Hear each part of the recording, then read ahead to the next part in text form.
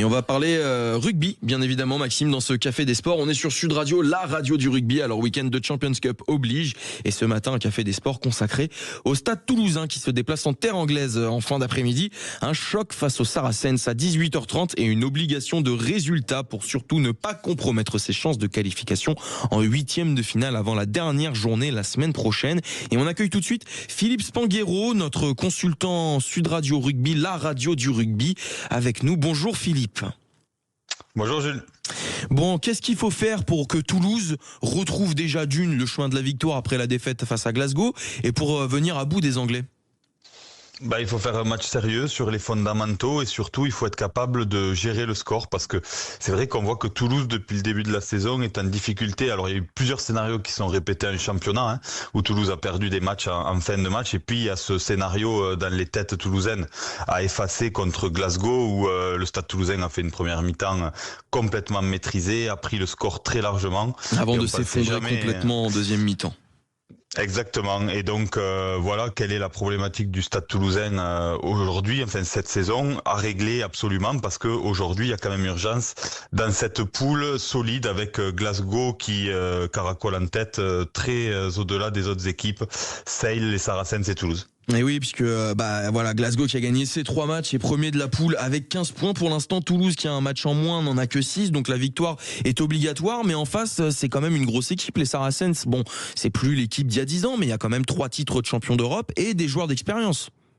Oui, il y a des joueurs d'expérience. C'est une équipe solide qui a l'expérience de cette compétition aussi et qui a des ambitions dans cette compétition. Donc, elle reçoit le Stade Toulousain aujourd'hui.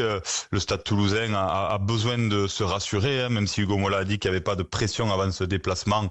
Bon, forcément, on est dans la com, mais il y a forcément un peu de pression parce que le Stade Toulousain, l'année dernière, en étant allé perdre le bonus sur la pelouse des Sharks en Afrique du Sud, avait perdu un point précieux qui les avait obligés à se déplacer en quart de finale à Toulon et puis ensuite en demi-finale à Bordeaux et leur parcours s'était arrêté là. Donc on sait à quel point c'est important de recevoir sur ce parcours des phases finales. Mais pour ça, la victoire est impérative pour Toulouse aujourd'hui en espérant aussi une victoire bonifiée contre Sale à domicile la semaine prochaine pour les remettre dans cette dynamique de capacité de recevoir les phases finales. Ouais, et puis voilà, vous l'avez dit, Hugo Mola qui dit que ce n'est pas forcément le résultat qui importe, mais le style de jeu, est-ce qui va être montré sur le terrain finalement, mais l'un va pas sans l'autre, j'ai envie de dire. Non, bien sûr que l'un va pas sans l'autre et que le Stade Toulousain a besoin de se rassurer aussi dans le contenu. Donc aujourd'hui, ils avaient fait tourner le week-end dernier en championnat sur la pelouse de Perpignan pour préparer ce rendez-vous. Il y a quelques blessures importantes, notamment au poste de demi d'ouverture où on a repositionné Kinghorn qu'on avait testé à Perpignan, mais qui est quand même le 3 ou 4e choix au poste après Ntamak, après Gourgue, après Juan Cruz Malia qui est blessé, au poste de centre Barassi aussi, donc il y a quelques absents plutôt derrière que devant côté toulousain, avec un banc qui reste solide, mais en tous les cas voilà, c'est une équipe qui se présente sur la pelouse des Saracens, malgré tout en quête de réponse sur sa capacité à gérer ce genre de rendez-vous en ce début de saison. Et pour les avoir, les réponses sur quel secteur du jeu est-ce qu'il va falloir appuyer face aux Saracens ?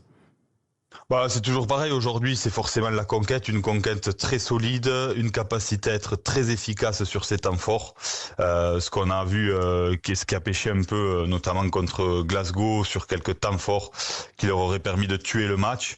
Et puis ensuite, on a retrouvé les joueurs importants sur la guerre des rucks, puisqu'on sait que une des clés du rugby moderne, c'est le jeu au sol. Et donc là-dessus, on a retrouvé quand même les joueurs importants au Stade Toulousain.